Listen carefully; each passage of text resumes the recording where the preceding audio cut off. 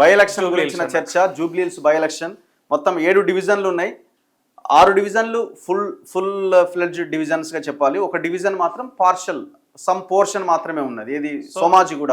జూబ్లీహిల్స్ అనేది కొంత మనకు డిఫరెంట్ కాన్స్టెన్సీ అన్న. ఓకే, ఇప్పుడు జూబ్లీహిల్స్ కాన్స్టెన్సీ డెమోగ్రఫీ ప్రొఫైల్ ఎందుకు మనకి ఇంపార్టెంట్ ఎలక్షన్స్ లో అంటే, సో ఈ అసెంబ్లీ చుట్టూ ఏ అసెంబ్లీలు ఉన్నాయి అండ్ అర్బన్ ఏరియాలో, రూరల్ ఏరియాలో అయితేనేమో మనం ఈజీగా కాన్స్టెన్సీని ఐడెంటిఫై చేయొచ్చు.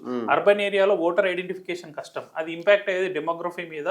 అది కంప్లీట్ గా సరౌండెడ్ బై అన్ని కాన్స్టెన్సీలను కలుపుకొని ఉంటుంది. బార్డర్ తెలియదు. ఈవెన్ ఎమ్మెల్యేలకు కూడా సగం మంది ఎమ్మెల్యేలు ఇక్కడ షేర్లింగంపల్లి, ఇటు కూకట్పల్లి, ఇటు రాజేంద్ర నగర్, ఇటు ఖైరతాబాద్, ఇటు నాంపల్లి, కార్వాన్. సో ఈ ఎలక్షన్, ఈ ఎన్నిక రిజల్ట్ వేటి మీద? ఖైరతాబాద్. ఇక్కడ ఎవరు ఎమ్మెల్యేలు ఉన్నారు, ఏ ఓట్ బ్యాంక్ ఎక్కువ ఉన్నది అనే దాని మీద కూడా డిపెండ్ అయి ఉంటది.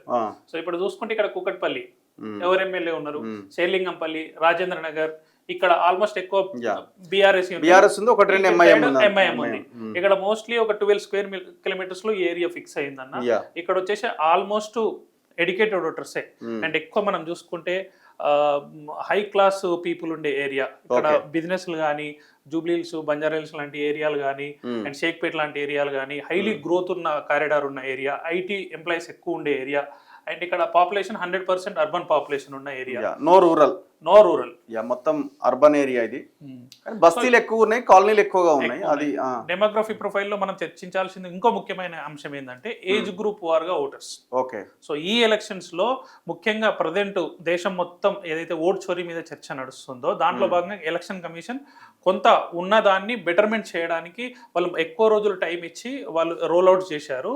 సో దాంట్లో భాగంగా కొత్త ఓటర్స్ రిజిస్టర్ అయిన వాళ్ళు 8,000 to 10,000 కొత్త ఫస్ట్ టైం ఓటర్స్ రిజిస్టర్ అయ్యారు. ఓకే, సో వాళ్ళు ఈసారి ఈ జూబ్లీహిల్స్ బై ఎలక్షన్ లో మొదటిసారి వాళ్ళ ఓటు హక్కు వినియోగించుకోబోతున్నారు. 10,000 మంది కొత్తగా ఎన్రోల్ అయిన వాళ్ళు ఉన్నారు. మేజర్ వచ్చేసి యూత్ షేరింగ్ 40%, 26 నుంచి 40 వరకు మనం యూత్ కాబట్టి. 26 సంవత్సరాల నుంచి 40 ఏళ్ళు ఉన్న వాళ్ళు దాదాపు 1,60,000 మంది ఉన్నారు. ఆల్మోస్ట్ 40%. వీళ్ళందరినీ ఈ ఇంటర్వ్యూ ముఖంగా అందరూ బయటకు వచ్చి ఓటు వేయాలని మనం కోరుకోవాలి. మీ ఓటు హక్కును వినియోగించుకోండి. ఎందుకంటే మీ ఓటు హక్కును వినియోగించుకున్నప్పుడే మీరు ఇన్స్టాగ్రామ్ లో, ఫేస్బుక్ లో మీరు పోస్టులు పెట్టి ప్రభుత్వాన్ని ప్రశ్నించడం కాదు, మీరు ఓటు వేస్తేనే ఆ ప్రశ్నకు సార్థకత ఉంటుంది.